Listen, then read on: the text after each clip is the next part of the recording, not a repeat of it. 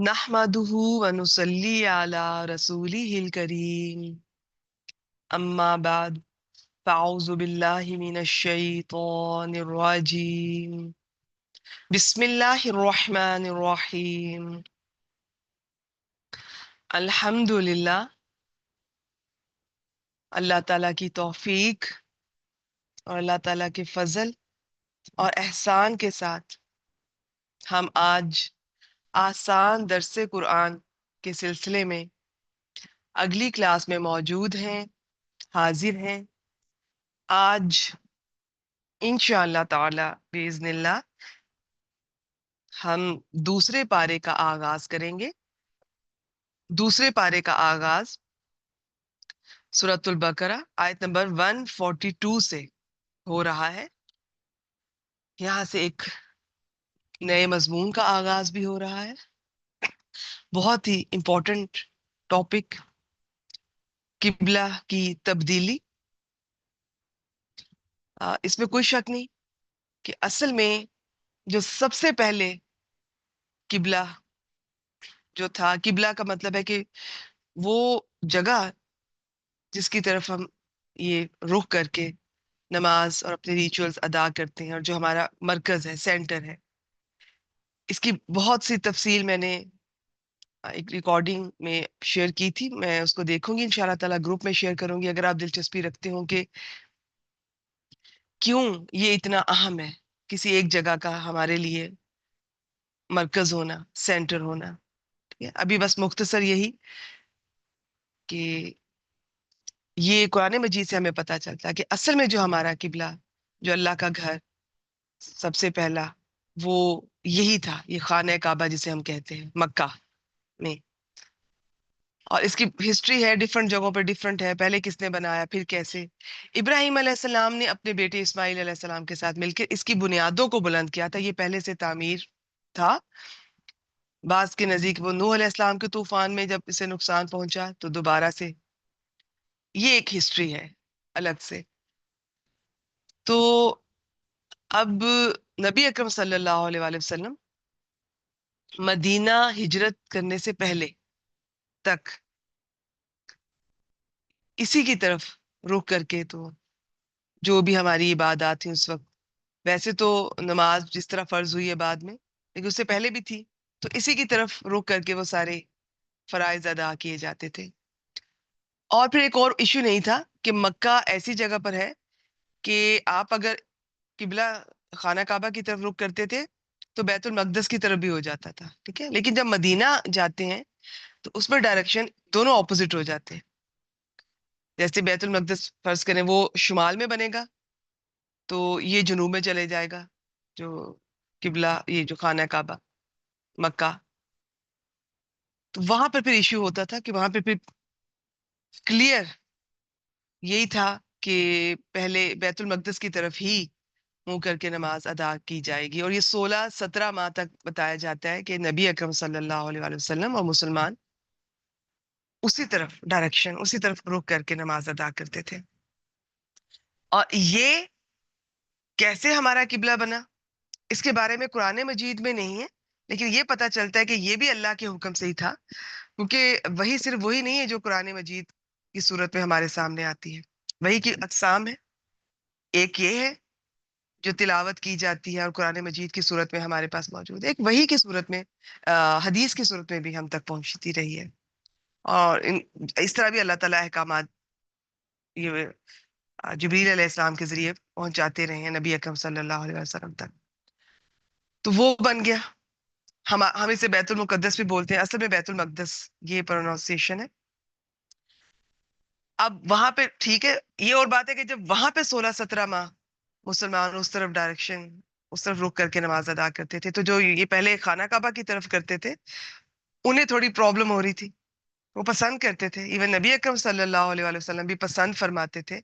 और दूसरा, आखिरी नबी की अलामात में से एक ये निशानी भी थी कि उनका जो ये किबला होगा वो खाना काबा, ये मक्का में जो मौजूद है, ये होगा। तो आप सल्लल्लाहु अलैहि वसल्लम इंतजार फरमा रहे थे कि कब ये हुक्म आएगा, लेकिन तब तक वो उधर ही रुक करके नमाज अदा करते रहे। फिर जब हुक्म हुआ, ये आयत मुबारका, इससे अगली आप देखिएगा, نماز کے دوران ہی یہ اللہ کی طرف سے یہ وحی پہنچتی ہے. تو وہیں پر ہی مدینہ میں جس جگہ نماز ادا کر رہے تھے، اب اس کی بھی پوری ڈیٹیل ہے کہ کس کے گھر میں کہاں وہ دعوت ہو رہی تھی، اور بعض کے نزدیک وہ ظہر کی نماز تھی. اس میں اب ڈائریکشن بالکل اپوزٹ ہو گئی. تو آپ صلی اللہ علیہ وسلم نماز کے دوران ہی نماز کو توڑے بغیر وہ پوری ان کے جیسے ہی نمازیوں کی اس طرف چلے گئے، اور نمازیوں نے بھی اپنا رخ ادھر کر لیا. تو سب نے بیت المقدس سے واپس یہ خانہ کعبہ کی طرف منہ کر لیا، رخ کر لیا. وہ اب ہمارا قبلہ ہو گیا. اسے تحویل قبلہ، ٹھیک ہے، تحویل قبلہ اسے کہتے ہیں. بہت امپورٹنٹ تھا، اس کی بہت اہمیت ہے. تو بہت سارے پوائنٹس ہیں جو ان شاء اللہ تعالیٰ میں یا تو اگلی کسی کلاس میں آپ سے شیئر کروں گی یا آپ سے وہ ریکارڈنگ شیئر کر دوں گی. مسلمان اب بہت سارے خوش بھی ہوئے اس میں، لیکن وہ مسلمان جو کہ پہلے اہل کتاب سے ہوئے ہیں، یا اہل کتاب نے بہت سب سے زیادہ یہود و نصارہ نے اتنا شور مچایا کہ اگر وہ ٹھیک تھا تو پہلے بدلا ہی کیوں تھا اسے، یہ اس کو بیت المقدس کیوں کیا، اور اگر یہ ٹھیک تھا تو اب خانہ کعبہ کیوں کیا، اور اگر خانہ کعبہ ہی کرنا تھا، قبلہ بنانا تھا، تو پھر بیت المقدس، ان کے اس طرح کے اتنے اعتراضات آئے سامنے.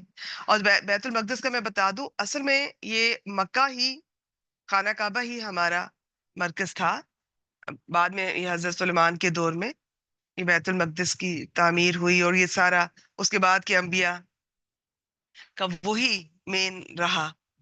تو یہ اور بات ہے کہ بعد میں آنے والے یہود و نصارہ نے اپنا اپنا، ایک نے مشرقی حصہ لے لیا، ایک نے مغربی لے لیا، اور دونوں میں یہ لڑائی چلتی رہتی تھی. ایک کہتا تھا کہ بس ہم ٹھیک ہیں، جو ادھر کی طرف رخ کرے گا اس کی ہی نماز قبول ہوگی، اسی کی عبادات قبول ہوں گی. دوسرا کہتا تھا نہیں، جو ادھر کرے گا مغرب کی طرف اس کی قبول ہوں گی، دوسرے کی نہیں ہوں گی. تو یہ جھگڑے ان کے آپس میں تو چلتے رہتے تھے. اب دونوں مل کے مسلمانوں کے ساتھ بھی جھگڑنے لگے. تو یہ تھوڑی سی بیک گراؤنڈ میں نے آپ سے اس لیے شیئر کی کہ آپ کو اندازہ ہو کہ اصل میں بیک گراؤنڈ کیا تھی. یہ ہمارے لیے ایک مرکز کا ہونا کتنا ضروری تھا یہ بھی آپ کو پتا ہو، لیکن صرف مشرق اور مغرب کے چکر میں پڑنا، یہ بھی اللہ تعالیٰ فرماتے ہیں کہ یہی اصل نیکی نہیں ہے. یہ آیت نمبر 177 آیت بر میں چل کے ہم انشاءاللہ تعالیٰ دیکھیں گے، طویل آیت ہے. تو میں امید کرتی ہوں کہ آپ میرے اس پوائنٹ کو سمجھیں گے. میں ایک دفعہ پھر سے دہرا دیتی ہوں کہ تمام امت مسلمہ کے لیے قبلہ اول خانہ کعبہ ہی تھا. حضرت آدم علیہ السلام نے اسے تعمیر کیا تو بھی یہی قبلہ تھا. قبلہ وہ جگہ ہوتی ہے جس کی طرف آپ رخ کر کے اپنے عبادات کر، خاص طور پہ نماز ادا کرتے ہیں. اور خانہ کعبہ وہ جگہ، ان کے خانہ کعبہ پھر قبلہ ہمارا یہ بن گیا. یہ قبلہ میں اور خانہ کعبہ میں فرق آپ کو کلیئر ہونا چاہیے. پھر جب ابراہیم علیہ السلام نے تعمیر کیا تب بھی یہی قبلہ تھا. پھر جب سلیمان علیہ السلام نے وہ ہیکل سلیمانی تعمیر کیا، وہ پوری ہسٹری ہے. اس وقت ان کا جو تابوت سکینہ تھا وہ کدھر تھا. خیر، تو بنی اسرائیل اس کی طرف منہ کر کے نماز ادا کرتے رہے، اور آہستہ آہستہ انہوں نے مستقل بیت المقدس کو ہی اپنا قبلہ بنا لیا. اور اللہ تعالیٰ کی طرف سے بھی اس پہ کوئی نہیں تھا کہ ٹھیک ہے اسے درست سمجھ لیا گیا اور یہ چل رہا تھا. مگر یہ قبلہ صرف بنی اسرائیل کے لیے ہی تھا، مکہ کے مشرکین کا نہ تھا. وہ کعبہ کی طرف ہی منہ کر کے نماز ادا کیا کرتے تھے. چونکہ مشرکین مکہ کے بجائے رسول اللہ صلی اللہ علیہ وسلم اہل کتاب کو بہتر سمجھتے تھے. اور پھر میں نے کہا نا کہ یہ وہی صرف قرآن مجید کی نہیں، اور بھی کسی طریقے سے ہو سکتا ہے کہ نبی اکرم صلی اللہ علیہ وسلم کو بتایا گیا ہو. تو جب مدینہ گئے ہیں تو کعبہ کے بجائے بیت المقدس کی طرف رخ کیا، اور وہیں پہ 16-17 ماہ نماز ادا کرتے رہے.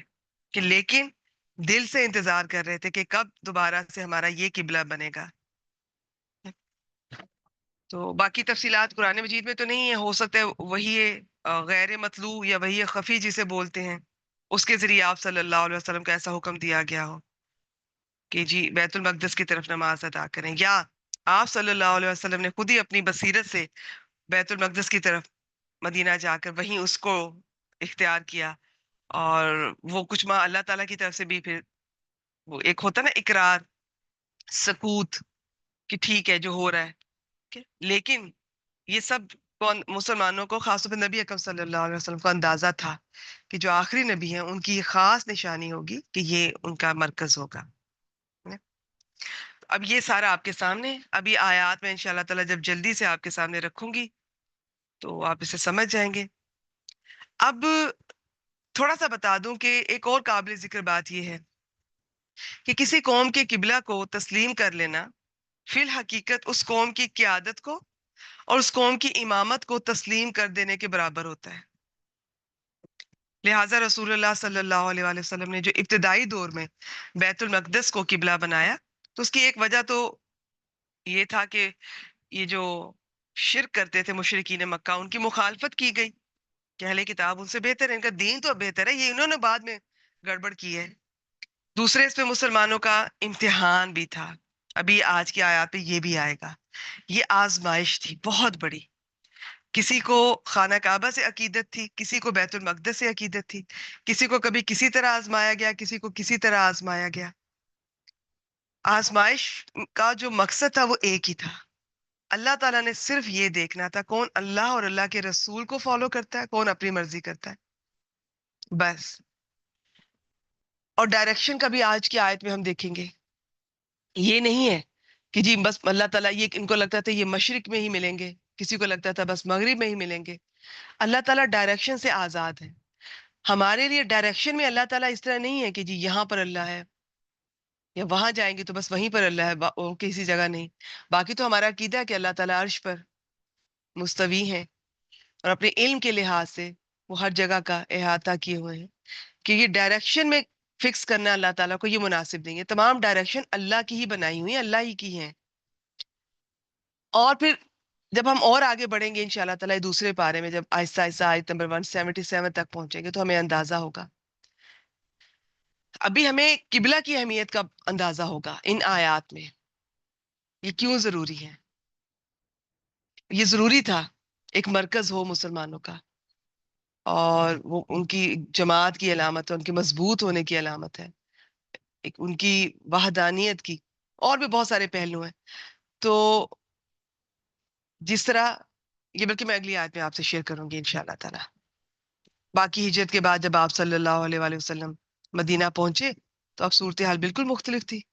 مسلمانوں کی ایک آزاد چھوٹی سی ریاست وجود میں آ چکی تھی، اور بیت المقدس کو قبلہ بنائے رکھنے کا مطلب یہ تھا کہ ہم ذہنی طور پر یہود کی امامت کو تسلیم کر رہے ہیں.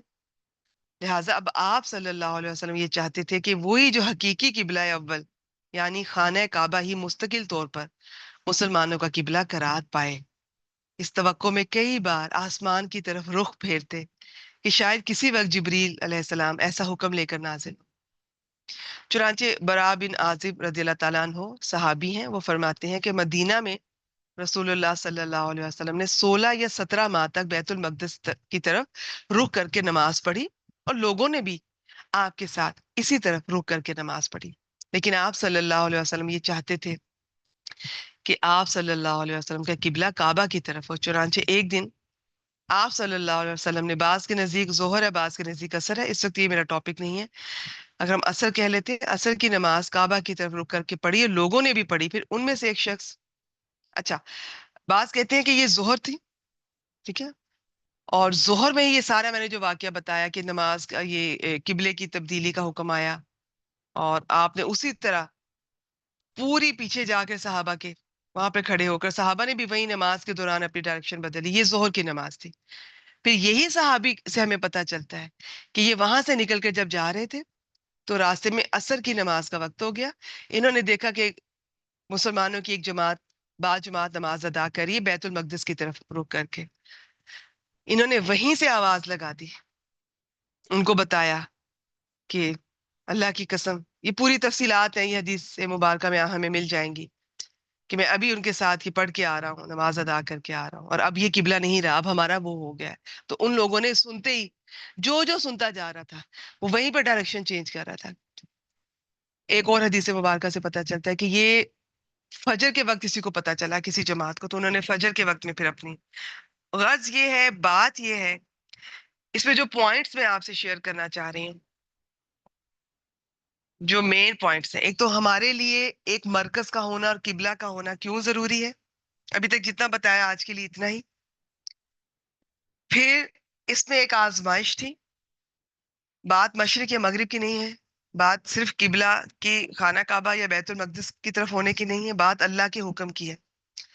جس طرف اللہ تعالیٰ ہمیں کہیں گے ہم نے اللہ کا حکم مانتے ہوئے اس طرف اپنا منہ کرنا ہے.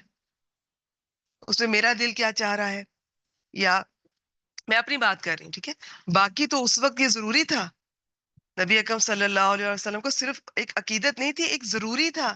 وہ انتظار کر رہے تھے کہ یہود تو یہی سمجھتے رہیں گے کہ ان کی قبلے کی طرف منہ کر رہے ہیں، تو اس کا مطلب ہے اس وقت وہ امامت ساری، کیونکہ یہ سمجھا جاتا تھا جس دین کا مرکز ہوگا امامت دنیا پہ وہی اس کا ہولڈ ہوگا. تو یہ اس وقت بہت ضروری تھا. لیکن آج کے لیے بھی ہم نے فرض نماز کے لیے ضروری ہے کہ آپ قبلہ کی طرف رخ کر کے نماز ادا کریں. نفل میں یہ ہمارے لیے آزادی ہے، چھوٹ ہے، رخصت ہے. آپ کسی بھی طرف ڈائریکشن، آپ سفر میں ہیں، کہیں بھی منہ کر کے آپ نفل ادا کر سکتے ہیں. بہتر یہ ہے کہ آپ قبلہ کی طرف منہ کر کے شروع کر لیں، پھر جدھر سواری چلتی ہے چلتی جائے. لیکن اگر آپ کے لیے پاسبل نہیں ہے تو نوافل تو کہیں بھی آپ ادا کر سکتے ہیں. فرض کے لیے ضروری ہے کہ قبلہ کی طرف ہو. پھر فرض کے لیے اور بھی اب یہ فقہی مسائل ہیں کہ فرض کے لیے زمین پہ ادا کرنا، سجدہ کرنا ضروری ہے. اس کا یہ نہیں ہے کہ آپ سفر میں کہیں بھی منہ کر کے پڑھ لیں، نہیں. باقی یہ میرا اس وقت ٹاپک نہیں ہے. اچھا جی، قبلہ کیوں ضروری ہے؟ اس میں ایک آزمائش تھی، بہت لوگ آزمائے گئے، بہت لوگ اس آزمائش میں ناکام ہوئے. تو یہ ساری کچھ باتیں ہیں جو آج کی ہم آیات میں دیکھیں گے.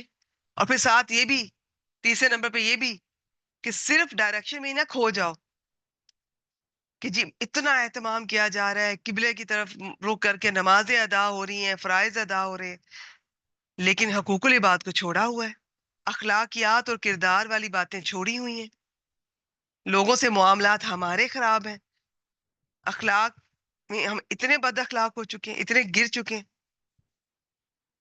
تو پھر صرف ڈائریکشن ہی میٹر کرتی ہے کہ بس کعبہ کی طرف منہ کر لیا اور جی بس میرا دین اسلام مکمل ہو گیا. باقی دین اسلام صرف کعبہ کی طرف منہ کرنا نہیں ہے. اب میں امید کرتی ہوں کہ میں جس ترتیب سے لے کر چل رہی ہوں آپ اس ترتیب کو سمجھ رہے ہوں گے کہ جب میں یہ کہہ رہی ہوں کہ صرف کعبہ کی طرف منہ کرنا ہی دین نہیں ہے، نیکی نہیں ہے. نیکی کا بہت بڑا براڈ ایک آپ کہہ لیں امیج ہے ہمارے دین میں، بہت بڑا ایک نظریہ ہے. لیکن جب میں یہ کہتی ہوں اس کا مطلب یہ نہیں ہے کہ میں اس چیز کو کم اہم سمجھ رہی ہوں جو قبلہ ہے ہمارا، جو ہونا چاہیے. اس لیے میں نے سب سے پہلے قبلے کی ہسٹری سے بات شروع کی ہے. پہلے کیا تھا، پھر کیا تھا، ایک ہونا کیوں ضروری ہے، اور پھر اس میں آزمائش ان کے لیے تھی اور اب ہمارے لیے یہ ہے اور ان کے لیے بھی کہ صرف ڈائریکشن کا خیال تو رکھنا ہے لیکن صرف ڈائریکشن میں نہیں رہنا. اللہ کو صرف ایک ڈائریکشن میں نہیں سمجھنا، یا دین کو صرف ایک طرف منہ کر کے نہیں سمجھنا. نیکی صرف یہی نہیں سمجھنی، نیکی بہت بڑی، بہت وسعت والی چیز ہے. اس میں بہت کچھ آتا ہے، بہت کچھ. جب ہم آیت نمبر 177 پہ پہنچیں گے نا انشاءاللہ تعالی، تو وہاں میں آپ سے شیئر کروں گی انشاءاللہ تعالی. جی تو ایسا کرتے ہیں، اب ہم اپنی آیات کا آغاز کرتے ہیں. بیک گراؤنڈ میں نے ساری آپ کے سامنے رکھ دی ہے. اس میں کوئی خاص بات ہوگی تو میں انشاءاللہ تعالی آپ سے شیئر کر دوں گی. اور باقی میں نے، بلکہ یہ شروع کرتی ہوں، نہیں بلکہ ایک دفعہ پھر میں تھوڑا سا بتا دوں کیونکہ اس میں بیوقوف لوگوں کا ذکر آئے گا تو وہ ہمیں پتا ہو وہ کون ہے اور وہ کیا کہہ رہے تھے. اب یہ جب نماز کے دوران یہ قبلہ ہمارا بدل گیا، اس پر یہود اور نصارہ، منافقین اور مشرکین سبھی نے اعتراضات شروع کر دی کہ اگر وہ پہلا قبلہ درست تھا تو اسے بدلنے کی کیا ضرورت تھی، اور اگر یہ درست ہے تو اتنی دیر بیت المقدس قبلہ کیوں رہا. اللہ تعالیٰ نے اس کا جواب دیا کہ یہ لوگ بے وقوفی کی وجہ سے ایسے باتیں کہہ رہے. بعض کے نزدیک یہ آیت پہلے آ گئی تھی، ابھی قبلے کی ڈائریکشن بدلنی تھی. بعض کے نزدیک نہیں، ایسا نہیں ہے، یہ بعد میں ہی آئی ہے. تو لیکن اس میں یہ سارا سینیریو کلیئر ہو گیا ہے کہ مشرق یا مغرب کی اپنی کوئی حیثیت نہیں ہے کہ ان کی طرف منہ کرنا باعث ثواب ہو، بلکہ اصل چیز اللہ تعالیٰ کے حکم کی فرما برداری ہے.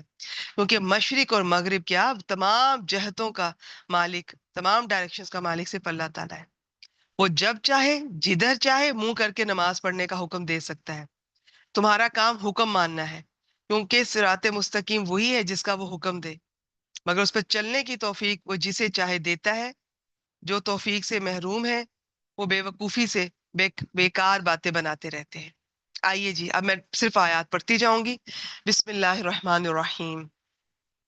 سَيَقُولُ السُّفَهَاءُ مِنَ النَّاسِ مَا وَلَّاهُمْ عَن قِبْلَتِهِمُ الَّتِي كَانُوا عَلَيْهَا.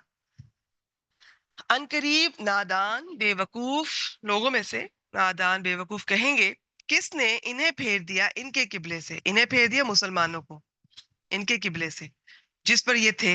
ان کے بیت المقدس سے کس نے پھیر دیا انہیں؟ کل کہہ دیجئے للہ المشرق والمغرب، اللہ ہی کے لیے مشرق اور مغرب ہے. اور میں بتا دوں یہ مشرق اور مغرب کا واحد کے طور پہ بھی کر سکتے ہیں، ال لگا ہوا ہے، اور مشارق اور مغارب اس طرح بھی ترجمہ کر سکتے ہیں. اور ایک مشرق نہیں ہے، ہمیں تو ایک لگتا ہے نا یہ مشرق ہے یہ مغرب ہے. مشرق میں بھی کئی مشرق ہیں، ایک ہمارے لیے ہے، ایک ہم سے کچھ آگے سفر کر کے جائیں ان کا تھوڑا سا مشرق کی ڈائریکشن بدلتی جاتی ہے. آپ میری بات سمجھ رہے ہیں؟ تو مشرق بھی ایک نہیں ہے، پھر کسی کے لیے مشرق ہے کسی کے لیے وہ مغرب ہے. تو مشرق بھی بہت ہے مغرب بھی بہت ہے. ڈائریکشن تو اتنی ہے کہ ہمیں تو پتہ بھی نہیں ہے. ہم تو اتنا چھوٹی سی ایک ہستی ہیں، اللہ تعالیٰ کو سمجھ ہی نہیں سکے، نہ اللہ تعالیٰ کی ذات کو، نہ صفات کو، نہ قدرتوں کو. یہدی من یشاء الی صراط مستقیم، وہ ہدایت دیتا ہے جسے وہ چاہتا ہے سیدھے راستے کی طرف. صراط المستقیم سیدھا راستہ، دین اسلام کا راستہ. میں اور آپ فکس نہیں کریں گے کہ یہ سیدھا ہے یہ نہیں ہے، یہ ہدایت کا راستہ ہے یہ ہدایت کا راستہ نہیں ہے، یہ حلال ہے یہ حرام ہے، یہ صحیح ہے یہ غلط ہے. یہ میں اور آپ فائنل نہیں کریں گے. یہ اللہ تعالیٰ کا دین اسلام وہ صراط مستقیم ہے، بس دیٹس آل. آیت نمبر 143. اب اگر آپ نے سارا میرا یہ اتنی جو میں نے لمبی باتیں آپ سے کی ہیں وہ سمجھ لیا تو یہ آیات سمجھنے میں کوئی دقت نہیں ہوگی، کوئی مشکل نہیں ہوگی انشاءاللہ تعالیٰ. 143 بسم اللہ الرحمن الرحیم. وَكَذَلِكَ، اور اسی طرح، یہ کذالکا کا لفظ بہت اپنے اندر وسعت رکھتا ہے. ابھی بتاتی ہوں کیسے. جعلناکم امتا وسطا لتکونوا شہداء علی الناس ویکون الرسول علیکم شہیدا. اور اسی طرح جیسے کہ ہم نے یہ تمہارے لیے قبلہ ایک فکس کیا، ایک مرکز بنایا اور بہت کچھ کیا، اسی طرح تمہیں امت وسط بنایا. میں ابھی آپ کے سامنے وسط کا لفظ رکھتی ہوں تو آپ کو انشاءاللہ تعالیٰ اندازہ ہوگا اس کے اندر بھی بہت وسعت ہے، بہت معنی ہے اس کے. اور پھر تاکہ تم لوگوں پر گواہ ہو جاؤ اور رسول تم پر گواہ ہو جائے. یہ بہت اہم آیت مبارکہ ہے، اسے سمجھیے گا. ٹھیک ہے، میں آپ کے سامنے اسے پڑھتی ہوں، آپ اسے سمجھیے گا. سب سے پہلے وسط کا معنی ہے درمیان، لیکن صرف درمیان ہی نہیں ہے، افضل چیز کو بھی وسط کہہ لیتے ہیں. ایک تو درمیانی چیز سب سے بہتر ہوتی ہے، نہ بہت ایکسٹریم والی اوپر والی، نہ بہت نیچے والی، نہ بہت گرم نہ بہت ٹھنڈی. ہر معاملے میں، زندگی کے ہر معاملے میں درمیانی چیز وہ افضل ہوتی ہے. اب یہ معتدل بھی اس کا معنی کیا جا سکتا ہے. اگر میں اس کا درمیان کروں معنی تو اس کا مطلب ہے یہ درمیان میں ہے یہ امت. تو اس کے بھی کئی طرح سے معنی لیے گئے ہیں. فی الحال یہ اتنا سمجھ لیجئے کہ نبیوں کا سلسلہ ختم ہو چکا ہے. ہمارے نبی رسول پاک صلی اللہ علیہ وآلہ وسلم وہ ہمارے آخری نبی اور آخری رسول ہیں. اب ان کا جو مشن تھا، جو مقصد تھا، وہ لوگوں کو ہدایت کی طرف بلانا، اللہ کی طرف بلانا، وہ اب ان کے بعد ان کی امت کے ذمے ہے. ٹھیک ہے؟ تو اس لحاظ سے یہ بھی ایک رائے ہے جی کہ یہ درمیان میں ہے. اور معتدل کا مطلب یہ ہے کہ جو پہلی امتیں تھیں ان میں سے جیسے یہود تھے ان میں سختی بہت تھی. جیسے آج ہی صبح والی جو آیت مبارکہ تھی میں بتا رہی تھی قصاص کا، یہود میں صرف قصاص تھا، جان کے بدلے جان. نصارہ میں صرف دیت تھی. مثال دے رہی ہوں، خون بہا. دونوں ایکسٹریم پہ تھے. کسی معاملے میں دیکھ لیں. بہت لمبی تفصیل آپ کو قرآن مجید میں آپ کے سامنے آئے گی، میں انشاءاللہ تعالیٰ ساتھ ساتھ بتاتی جاؤں گی. بہت سے معاملات میں یہود بہت سختی تھی، ان میں نصارہ میں ضرورت سے زیادہ نرمی تھی. تو یہ اسلام معتدل دین ہے. ہماری امت جو ہے یہ معتدل ہے ہر لحاظ سے، ایک یہ بھی معنی ہے. پھر اب ہم ہی ہیں جو کہ نبیوں کے بعد اللہ کے حکم سے اللہ کی ہدایت، اللہ کا پیغام، اللہ کے دین کو اب ہم نے آگے پہنچانا ہے. تو باقی कजालिका, इसका मतलब होता है इसी तरह। जिस तरह ये कि तुम तमाम अंबिया को मानते हो और यहूदो नसारा किसी को मानते हैं किसी को नहीं मानते। दूसरा ये कि तुम्हारा किबला काबा है जो कि इब्राहिम अलैहिस्सलाम के वक्त से फिक्स्ड है, और इब्राहिम अलैहिस्सलाम सबके पेशवा हैं। यहूदो नसारा और उनके किबले बाद की बात है। इसी तरह हमने तुम्हें हर काम में अफजल उम्मत बना दिया है, इसलिए अब तुम्हारा काम है कि तुम दूसरों को उनकी रहनुमाई करो। उनका काम नहीं है कि वो तुम्हारी रहनुमाई करें। उम्मत वसत की इतनी तफसील है कि मैं एक क्लास में कवर नहीं कर सकती, बस इतना ही जितना मैंने आपसे शेयर कर दिया। ये अब जिम्मेदारी है बहुत बड़ी, हमें पता ही नहीं है हमारे रोजो शब दिन रात पता नहीं किस तरह गुजर रहे हैं, किन ख्यालों में, किन ख्वाहिशात में, कितनी दुनियादारी में गुजर रहे हैं, हमें पता ही नहीं हमारा एक मकसद है, हम कितने खास हैं हमारे लिए। कुरान मजीद में और भी लफ्ज इस्तेमाल हुआ, आगे आएगा इंशाअल्लाह ताला, चौथे पारे में भी है। तो आज के लिए उम्मत वसत के लफ्ज को याद रखिए। ठीक? तो ये हमारे ऊपर कितनी बड़ी जिम्मेदारी है, और हमने क्या अपनी जिम्मेदारी निभानी, क्या कुरान और सुन्नत को पढ़ना, समझना, सीखना, सिखाना, लोगों को हिदायत की तरफ बुलाना, हम तो खुद उनको फॉलो कर रहे हैं। अब ये जो है ना कि ताकि तुम लोगों पर गवाह हो जाओ और रसूल तुम पर गवाह हो जाए, अब तुम लोगों पर गवाह हो जाओ, इसकी तीन तरह से मैं आपके सामने रखती हूँ। पहला ये कि रसूलुल्लाह सल्लल्लाहु अलैहि वसल्लम शहादत देंगे कि उन्होंने ये पैगाम अल्लाह का, ये हिदायत का पैगाम, हक, ये सहाबा तक पहुंचा दिया। सहाबा अगले जो ताबईन है उन पर गवाह, ताबईन तबा ताबईन, वो बाद में आने वाले, बाद में अपने बाद आने वाले, इस तरह उम्मत का हर तबका आने वालों पर ये शहादत देगा। क्लियर हो गया? एक तो ये हो गया। इसके अलावा और भी हैं कि ये शहादत में सिर्फ यही नहीं है, हमें और भी पता चलता है कि दूसरी वो शहादत भी इससे मुराद हो सकती है कि जो उम्मत मुस्लिमा अल्लाह ताला की किताब के खबर देने की वजह पर पहली तमाम उम्मतों पर शहादत देगी कि उनके अंबिया ने अल्लाह के अहकाम उन तक पहुंचा दिए थे। रसूलुल्लाह सल्लल्लाहु अलैहि वसल्लम ने फरमाया, ये सही बुखारी की हदीस है, नूह अलैहिस्सलाम और उनकी उम्मत आएगी तो अल्लाह ताला फरमाएंगे तुमने पैगाम पहुंचा दिया था? नूह अलैहिस्सलाम अर्ज करेंगे हाँ ए मेरे रब। फिर उनकी उम्मत को फरमाएगा क्या इन्होंने तुम्हें पैगाम पहुंचा दिया था? तो वो कहेंगे नहीं, हमारे पास तो कोई नबी आया ही नहीं। तो अल्लाह ताला नूह अलैहिस्सलाम से फरमाएंगे तुम्हारी शहादत कौन देगा? वर्ड्स करेंगे मोहम्मद सल्लल्लाहु अलैहि वसल्लम और उनकी उम्मत। फिर हम शहादत देंगे। हम कैसे देंगे? कुरान मजीद के जरिए से, कि हमने कुरान मजीद से हमें पता चला है और हम गवाह हैं, वे कुरान मजीद तो हक है। फिर हम शहादत देंगे कि यकीनन उन्होंने पैगाम पहुंचा दिया था। तीसरी शहादत इसमें एक और भी बयान की जाती है कि दुनिया ही में मुसलमानों की किसी के हक में नेक या बद होने की शहादत है, जिसकी बिना पर नबी अकरम सल्लल्लाहु अलैहि वसल्लम ने एक जनाजे के लिए जन्नत और दूसरे के लिए जहन्नम वाजिब होने का ऐलान फरमाया था।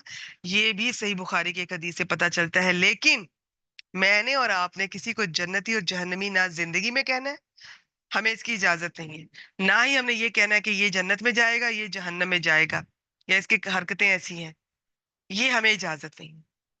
ये बस नबी अकरम सल्लल्लाहु अलैहि वसल्लम ने ही अल्लाह के इज़्न से, उनके दिए हुए इल्म से ऐसा फरमाया।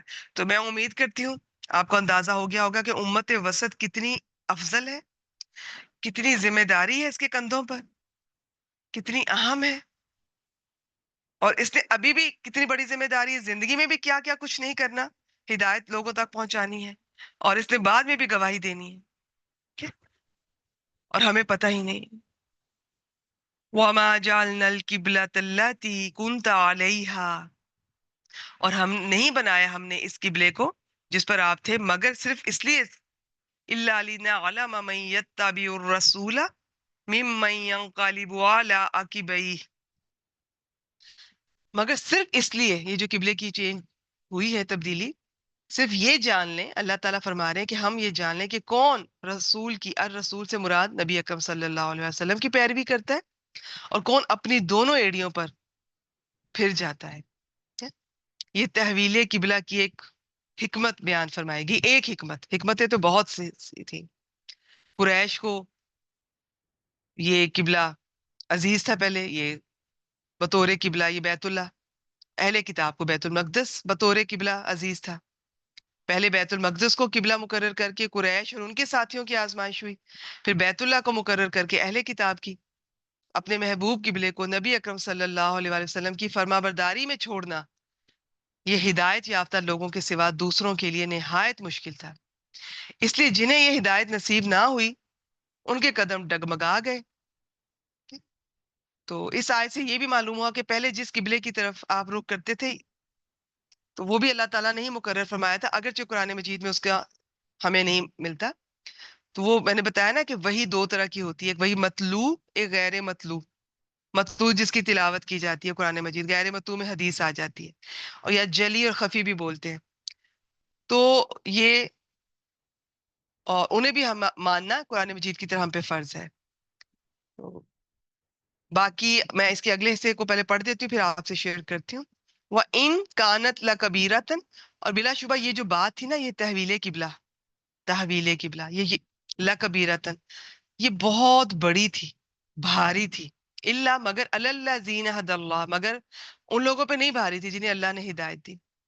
وَمَا كَانَ اللَّهُ لِيُضِيعَ، اور نہیں اللہ تعالیٰ کہ وہ ضائع کر دے ایمانکم، تمہارا ایمان. ان اللہ بالناس لرؤوف الرحیم، بے شک اللہ تعالیٰ لوگوں پر بہت رؤوف، بہت رحیم ہے. رؤوف ہوتا ہے شفیق کے ساتھ ترجمہ کرتے ہیں، اور نرم، محبت کرنے والا، بہت رحم کرنے والا ہے. اب یہاں پر یہ جو ہے نا کہ اللہ تعالیٰ نہیں ہے کہ وہ آپ کے تمہارا ایمان ضائع کر دے، اس کے بارے میں دو رائے ہیں. جو زیادہ رائے ہے مفسرین کی ہے وہ میں آپ سے شیئر کرتی ہوں. اس میں بھی وہی حضرت برا رضی اللہ تعالیٰ عنہ فرماتے ہیں کہ تحویل قبلہ سے قبل کئی آدمی پہلے قبلے کے زمانے میں قتل ہو کر فوت ہو چکے تھے. ہمیں معلوم نہ ہو سکا کہ ہم ان کے متعلق کیا کہیں.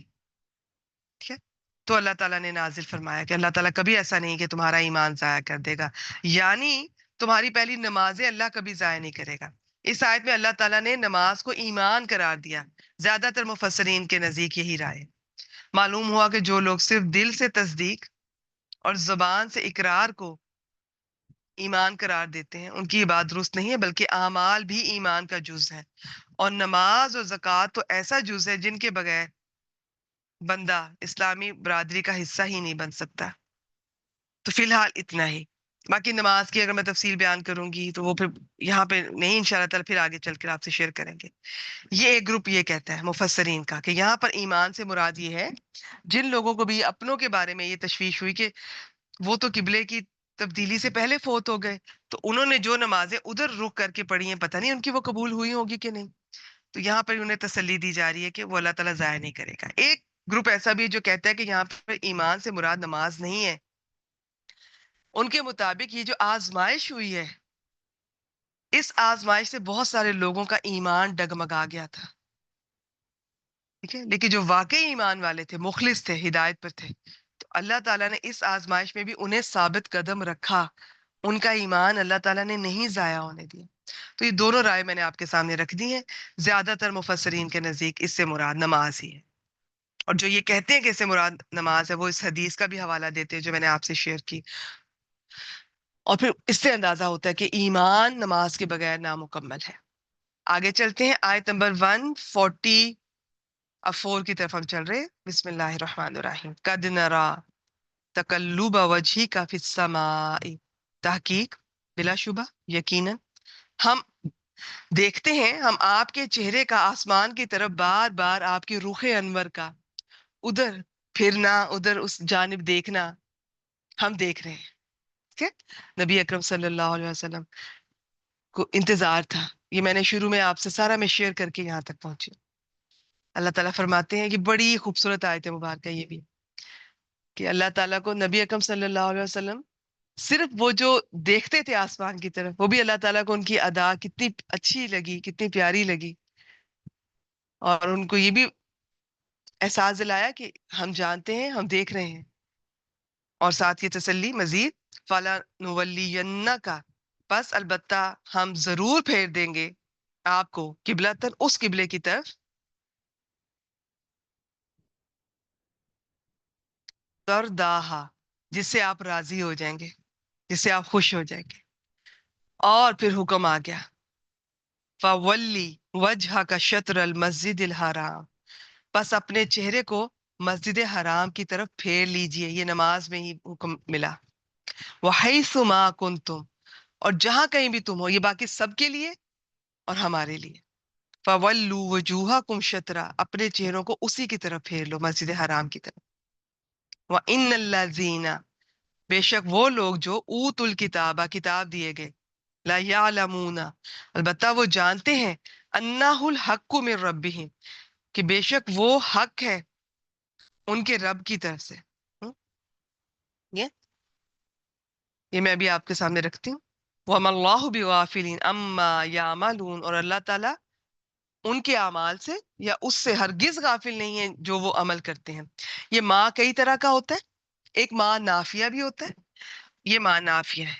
وہ ماں نافیہ جس کے بعد یہ با کا حرف آئے، اس میں بہت زور ہوتا ہے، تاکید ہوتی ہے، اس کا ترجمہ ہرگز کے ساتھ کرتے ہیں۔ اور میں یہ بتا دوں، عربی کے زیادہ تر الفاظ کا اردو میں ترجمہ کرنا ممکن نہیں، خاص طور پہ پرانی عربی، قرآن مجید کے الفاظ، وہ ہم صرف عربی میں ہم اندازہ ہمیں دیا جاتا ہے اور ہم ان کو سمجھ سکتے ہیں، لیکن اس کا پھر بھی چلے، اور ہرگز اللہ تعالیٰ اس سے غافل نہیں ہے۔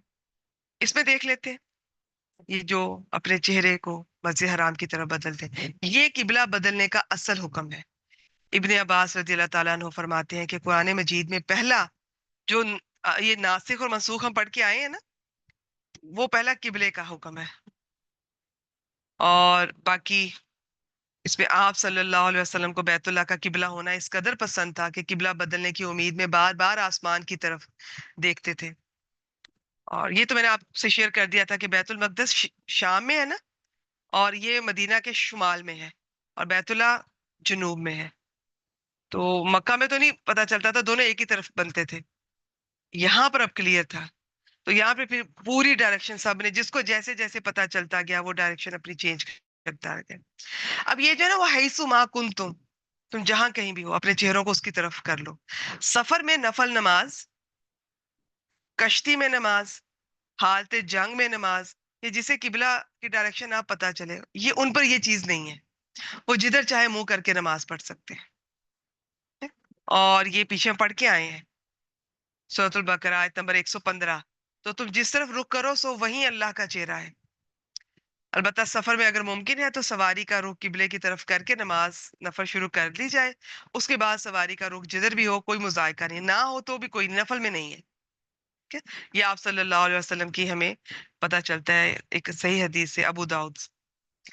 اور یہ جو آخری حصہ ہے، لا یعلمون انہ الحق من ربہم، یعنی یہود کو اپنی کتابوں، ان کی کتابوں میں موجود تھا، انہیں پتا تھا کہ نبی صلی اللہ علیہ وسلم کا قبلہ مسجد حرام ہوگا، مگر کفر، حسد، دشمنی کی وجہ سے چھپا رہے تھے۔ حضرت عائشہ رضی اللہ تعالیٰ عنہ بیان کرتی ہیں کہ رسول اللہ صلی اللہ علیہ وسلم نے فرمایا، یہ لوگ، یہ اہل کتاب، ہم پر کسی چیز پر اتنا حسد نہیں کرتے جتنا جمعہ کے دن پہ کرتے ہیں کہ اللہ تعالیٰ نے ہمیں اس کی ہدایت دی اور وہ اس سے گمراہ ہو گئے، اور وہ اس قبلے پر جس کی اللہ تعالیٰ نے ہمیں ہدایت دی اور وہ اس سے گمراہ ہو گئے، اور امام کے پیچھے ہمارے آمین کہنے پر۔ یہ مستند احمد کی حدیث میں نے آپ سے شیئر کی۔ آج کی آیت آخری 145 بھی دیکھ لیتے ہیں۔ بسم اللہ الرحمن الرحیم۔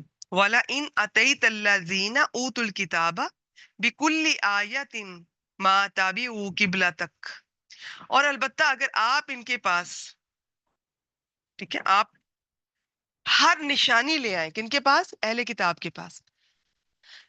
اتنا اسٹریٹ فارورڈ اللہ تعالیٰ بتا رہے ہیں نبی اکرم صلی اللہ علیہ وسلم کو بھی اور ہمارے لیے بھی، کہ آپ ان اہل کتاب، وہ لوگ جنہیں کتاب دی گئی، ان کے پاس آپ بکلی آیات، ہر نشانی چاہے لے آئیں، ما تابعوا قبلتک، وہ آپ کے قبلے کی پیروی ہرگز نہیں کریں گے، وما انت بتابع قبلتہم، اور آپ ظاہر ان کے قبلے کی پیروی کرنے والے نہیں ہیں، وما بعضهم بتابع قبلۃ بعض، اور نہ ان کا بعض بعض کے قبلے کی پیروی کرنے والا ہے۔ یہ میں بھی آپ کے سامنے یہ آیت مبارکہ تھوڑا کھول دیتی ہوں، اور ساتھ یہ بتا دیا گیا وَلَئِنِ اتَّبَعْتَ، اور یہ آپ صلی اللہ علیہ وسلم تو ظاہر ہے ایسا تو وہ کر ہی نہیں سکتے، کہا ان کو جا رہا ہے ظاہری طور پر، ہمارے لیے ہے اس میں، البتہ اگر آپ نے پیروی کی اہواءہم، ان کی خواہشات کی، من بعد ما جاءک من العلم، اس کے بعد جو آپ کے پاس علم میں سے آ گیا.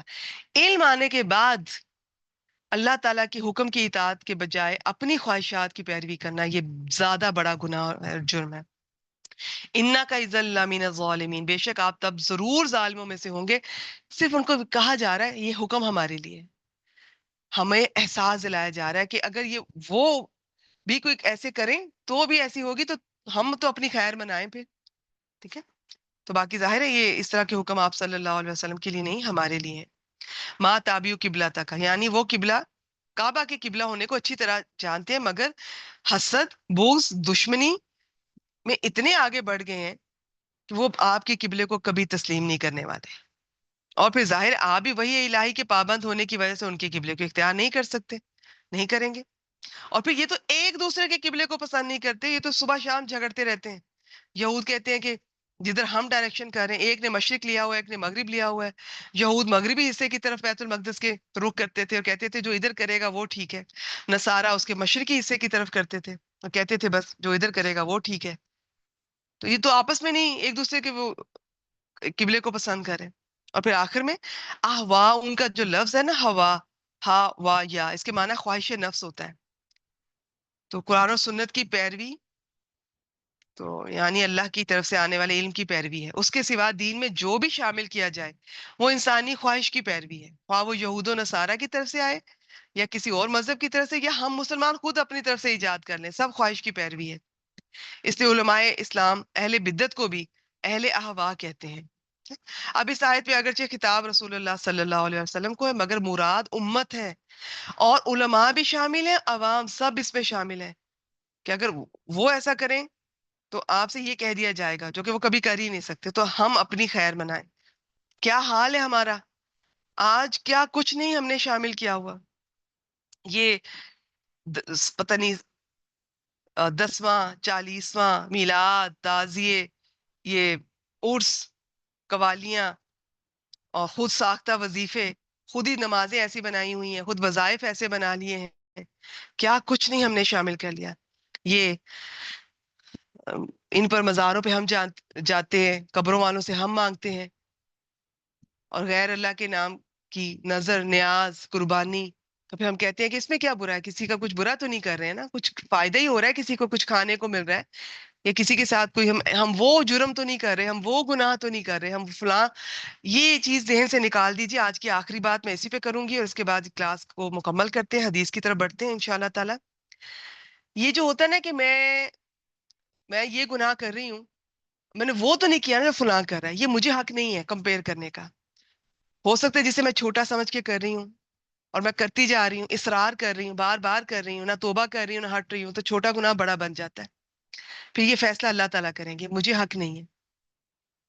یہ ہمارے ہاں تو شاعری بھی اس طرح کی بہت زیادہ بچپن سے ہم سنتے آ رہے ہیں کہ یہ پتہ نہیں تھوڑی سی پی ہے تو کیا، میں ایگزیکٹ ورڈز بھول گئی ہوں، کہ چوری تو نہیں کی، ڈاکہ تو نہیں ڈالا. ابھی دیکھیں آپ اب وہ پینے کو، شراب پینے کو چوری ڈاکے سے کمپیئر خود ہی کر رہے ہیں اور اپنے آپ کو جسٹیفائی کر رہے ہیں.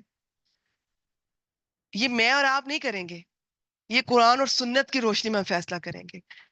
شراب پینا بھی حرام ہے، غلط ہے، چوری ڈاکہ بھی غلط ہے، سب چیزیں اپنی جگہ غلط ہے. ٹھیک ہے، تو یہ فیصلہ اللہ تعالیٰ کریں گے. تو یہ کبھی نہ کمپیئر کریں، میں یہ تھوڑا سا گناہ کر رہی ہوں، وہ فلاں کو دیکھو، فلاں تو اس سے بڑا جرم کر رہی ہے، وہ فلاں کو دیکھو، وہ تو یہ کرتی ہے اور وہ یہ کرتا ہے، میں نے اتنا سا کر لیا تو کیا، یہ تھوڑا ہی ہے. بس میری ایک بات یاد رکھیے گا، وہ چھوٹی غلطی، وہ چھوٹا گناہ جسے آپ چھوٹا سمجھ کے کر رہے ہیں، واقعی چھوٹا تھا، لیکن اس پہ مسلسل قائم رہنے سے وہ بڑا گناہ کبیرہ بھی بن جاتا ہے. اور بغیر توبہ کے اگر ہم اس پہ اسی حالت میں اگر موت آ جائے تو یہ بہت پریشانی والی بات ہے. بس اتنا ہی. چلیے جی، یہاں پر ہم مکمل کرتے ہیں. آج ہماری آیت نمبر 145 تک ہمارا درس قرآن مکمل ہوا. جو جانا چاہتی ہیں آپ جا سکتی ہیں، اور جو رکنا چاہتی ہیں تو آج 40 نووی میں حدیث نمبر 25 انشاءاللہ تعالی مکمل کرتے ہیں.